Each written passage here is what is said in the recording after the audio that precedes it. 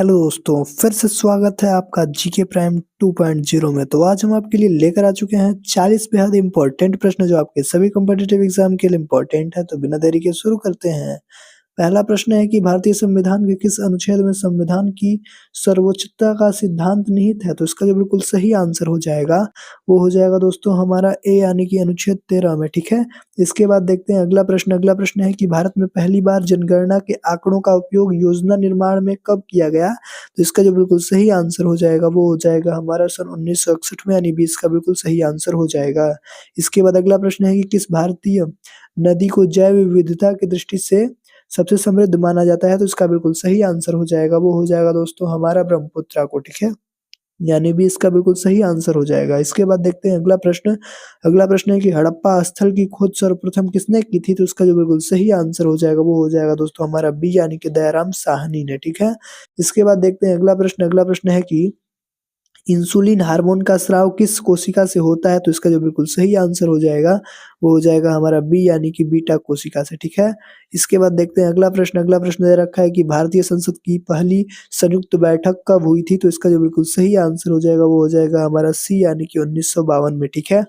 इसके बाद देखते हैं अगला प्रश्न है कि कठोर जल का मुख्य कारण क्या है? तो इसका बिल्कुल सही आंसर हो जाएगा वो हो जाएगा दोस्तों हमारा बी यानी कि कैल्शियम एवं मैग्नीशियम के लवण। ठीक है। इसके बाद देखते हैं अगला प्रश्न है कि भारत का पहला पेपरलेस विधानसभा वाला राज्य कौन सा है? तो इसका बिल्कुल सही आंसर हो जाएगा वो हो जाएगा दोस्तों हमारा नागालैंड, यानी से इसका बिल्कुल सही आंसर हो जाएगा। इसके बाद देखते हैं अगला प्रश्न है कि सिंधु घाटी सभ्यता में किस धातु का सर्वाधिक उपयोग हुआ था? तो इसका बिल्कुल सही आंसर हो जाएगा वो हो जाएगा हमारा बी यानी कि तांबा। ठीक है। इसके बाद देखते हैं अगला प्रश्न है कि ग्रीन क्रांति का सर्वाधिक प्रभाव किस फसल पर पड़ा? तो इसका जो बिल्कुल सही आंसर हो जाएगा वो हो जाएगा दोस्तों हमारा सी यानी कि गेहूं पर। ठीक है। इसके बाद देखते हैं अगला प्रश्न दे रखा है कि किस ग्रह को असफल तारा कहा जाता है? तो इसका बिल्कुल सही आंसर हो जाएगा वो हो जाएगा हमारा बी यानी कि बृहस्पति। ठीक है। इसके बाद अगला प्रश्न देखते हैं। अगला प्रश्न दे रखा है कि भारतीय संविधान की आत्मा किसे कहा जाता है? तो इसका बिल्कुल सही आंसर हो जाएगा वो हो जाएगा हमारा ए यानी कि प्रस्तावना को भारतीय संविधान की आत्मा कहा जाता है। ठीक है। इसके बाद देखते हैं अगला प्रश्न है कि किस मिट्टी की जल धारण क्षमता सर्वाधिक होती है? तो इसका जो बिल्कुल सही आंसर हो जाएगा वो हो जाएगा दोस्तों हमारा काली मिट्टी की, यानी सी इसका बिल्कुल सही आंसर हो जाएगा। इसके बाद अगला प्रश्न देखते हैं। अगला प्रश्न है कि ब्रह्म समाज की स्थापना किस वर्ष हुई थी? तो इसका बिल्कुल सही आंसर हो जाएगा वो हो जाएगा दोस्तों हमारा बी यानी कि सन 1828 में। ठीक है। इसके बाद देखते हैं अगला प्रश्न है कि एंटी स्टेरिलिटी विटामिन किसे कहा जाता है? तो इसका जो बिल्कुल सही आंसर हो जाएगा वो हो जाएगा हमारा डी यानी कि विटामिन ई को। ठीक है। इसके बाद देखते हैं अगला प्रश्न है कि आरबीआई का पहला भारतीय गवर्नर कौन था? तो इसका जो बिल्कुल सही आंसर हो जाएगा वो हो जाएगा हमारा ए यानी कि सीटी देशमुख। ठीक है।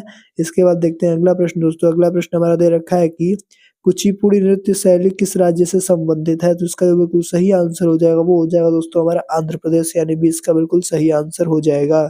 इसके बाद देखते हैं अगला प्रश्न है कि योजना आयोग का गठन किस वर्ष किया गया था? तो इसका बिल्कुल सही आंसर हो जाएगा वो हो जाएगा हमारा 1950, यानी सी इसका बिल्कुल सही आंसर हो जाएगा। इसके बाद देखते हैं अगला प्रश्न है कि सार्वभौमिक दाता रक्त समूह कौन सा है? तो इसका बिल्कुल सही आंसर हो जाएगा वो हो जाएगा हमारा ओ यानी डी इसका बिल्कुल सही आंसर हो जाएगा। इसके बाद देखते हैं अगला प्रश्न है कि डोडा बेटा पर्वत किस पर्वत श्रृंखला में स्थित है? तो इसका बिल्कुल सही आंसर हो जाएगा वो हो जाएगा दोस्तों हमारा सी यानी कि पश्चिमी घाट। ठीक है। इसके बाद देखते हैं अगला प्रश्न दे रखा है कि भारतीय संविधान में आपातकाल संबंधी प्रावधान किस भाग में है? तो इसका जो बिल्कुल सही आंसर हो जाएगा वो हो जाएगा हमारा डी यानी कि भाग 18 में। ठीक है। इसके बाद देखते हैं अगला प्रश्न है दोस्तों कि हँसाने वाली गैस किसे कहा जाता है? तो इसका बिल्कुल सही आंसर हो जाएगा वो हो जाएगा दोस्तों हमारा नाइट्रस ऑक्साइड को। ठीक है। यानी बी इसका बिल्कुल सही आंसर हो जाएगा, जिसका प्रतीक है दोस्तों N2O। ठीक है। ये नाइट्रस ऑक्साइड का प्रतीक है। ठीक है। इसके बाद देखते हैं अगला प्रश्न है कि अलबरूनी भारत कब आया था? प्रश्न है कि अलबरूनी भारत कब आया था? तो इसका जो बिल्कुल सही आंसर हो जाएगा वो हो जाएगा दोस्तों हमारा ए यानी कि 1017 ईसा पूर्व। ठीक है। इसके बाद देखते हैं अगला प्रश्न है कि भारत में सर्वाधिक वर्षा किस प्रकार की होती है? तो इसका जो बिल्कुल सही आंसर हो जाएगा वो हो जाएगा दोस्तों हमारा डी यानी कि मानसूनी। ठीक है। इसके बाद देखते हैं अगला प्रश्न है कि श्वेत क्रांति का सबसे श्वेत क्रांति का संबंध किससे है? ठीक है दोस्तों, प्रश्न है कि श्वेत क्रांति का संबंध किससे है? तो इसका जो बिल्कुल सही आंसर हो जाएगा वो हो जाएगा हमारा दूध उत्पादन से, ठीक है? यानी 20 का बिल्कुल सही आंसर हो जाएगा।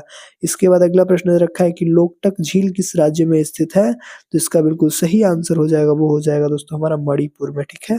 यानी 20 का बिल्कुल सही आंसर हो जाएगा। इसके बाद देखते हैं अगला प्रश्न है कि मानव नेत्र में प्रकाश का अपवर्तन मुख्यतः कहाँ होता है? तो इसका बिल्कुल सही आंसर हो जाएगा वो हो जाएगा दोस्तों हमारा कार्निया, ठीक है? यानी 20 का बिल्कुल सही आंसर हो जाएगा। इसके बाद देखते हैं अगला प्रश्न है कि साइमन कमीशन भारत कब आया था? तो इसका जो बिल्कुल सही आंसर हो जाएगा वो हो जाएगा दोस्तों हमारा 1928 में, यानी सी इसका बिल्कुल सही आंसर हो जाएगा। इसके बाद देखते हैं अगला प्रश्न है कि भारतीय संविधान में वित्त आयोग का प्रावधान किस अनुच्छेद में है? तो इसका जो बिल्कुल सही आंसर हो जाएगा वो हो जाएगा दोस्तों हमारा बी, यानी कि अनुच्छेद 280 में, ठीक है? इसके बाद देखते हैं अगला प्रश्न है कि थार मरुस्थल मुख्य रूप से किस राज्य में फैला है? तो इसका जो बिल्कुल सही आंसर हो जाएगा, वो हो जाएगा दोस्तों हमारा राजस्थान में, ठीक है? राजस्थान में जो है थार मरुस्थल पूरा फैला हुआ है, ठीक है? इसके बाद देखते हैं अगला प्रश्न है कि मानव शरीर में यूरिया का निर्माण कहाँ होता है? तो इसका बिल्कुल सही आंसर हो जाएगा, वो हो जाएगा हमारा बी, यानी कि यकृत में, ठीक है? इसके बाद देखते हैं अगला प्रश्न है कि आज़ाद हिंद फौज की स्थापना सुभाष चंद्र बोस ने कहाँ की थी? तो इसका बिल्कुल सही आंसर हो जाएगा, वो हो जाएगा दोस्तों हमारा सिंगापुर, ठीक है? यानी ए इसका बिल्कुल सही आंसर हो जाएगा। इसके बाद अगला प्रश्न देखते हैं जो कि हमारा है भारत के पहले अंतरिक्ष यात्री कौन थे? तो इसका बिल्कुल सही आंसर हो जाएगा, वो हो जाएगा दोस्तों बी, यानी कि राकेश शर्मा भारत के पहले अंतरिक्ष यात्री थे, ठीक है? इसके बाद देखते हैं अगला प्रश्न दे रखा है कि देशांतर रेखाएँ किसका निर्धारण करती हैं? तो इसका बिल्कुल सही आंसर हो जाएगा, वो हो जाएगा दोस्तों हमारा समय का, यानी सी इसका बिल्कुल सही आंसर हो जाएगा। अगला प्रश्न है कि रक्तचाप मापने के यंत्र को क्या कहते हैं? तो इसका जो बिल्कुल सही आंसर हो जाएगा वो हो जाएगा सी, यानी कि स्फिग्मोमैनोमीटर, ठीक है? इसके बाद देखते हैं अगला प्रश्न है कि भारतीय संविधान का प्रारूप किसने तैयार किया था? तो इसका बिल्कुल सही आंसर हो जाएगा, वो हो जाएगा दोस्तों हमारा बी.एन. राव, यानी 20 का बिल्कुल सही आंसर हो जाएगा। इसके बाद देखते हैं अगला प्रश्न है क्लोरोफिल का मुख्य कार्य क्या है? तो इसका बिल्कुल सही आंसर हो जाएगा, वो हो जाएगा हमारा प्रकाश संश्लेषण, यानी 20 का बिल्कुल सही आंसर हो जाएगा। इसके बाद देखते हैं अगला प्रश्न है कि भारत विश्व व्यापार संगठन डब्ल्यूटीओ का सदस्य किस वर्ष बना? तो इसका जो बिल्कुल सही आंसर हो जाएगा वो हो जाएगा दोस्तों हमारा 1995, यानी सी इसका बिल्कुल सही आंसर हो जाएगा। इसके बाद देखते हैं अगला प्रश्न है कि नीलगिरी पहाड़ियाँ किन राज्यों में फैली हुई हैं? तो इसका बिल्कुल सही आंसर हो जाएगा, वो हो जाएगा दोस्तों हमारा डी, यानी कि कर्नाटक, केरल, तमिलनाडु में, ठीक है? इसके बाद देखते हैं अगला प्रश्न जो कि हमारा आखिरी प्रश्न है दोस्तों कि भारत में भूमि सुधार सबसे पहले किस राज्य में लागू हुए? तो इसका बिल्कुल सही आंसर हो जाएगा, वो हो जाएगा हमारा उत्तर प्रदेश, यानी 20 का बिल्कुल सही आंसर हो जाएगा। आपने इन 40 प्रश्नों में से कितने प्रश्नों का सही उत्तर दिया दोस्तों? कमेंट बॉक्स में ज़रूर बताइएगा। अगर वीडियो पसंद आया हो तो वीडियो को लाइक ज़रूर कीजिएगा।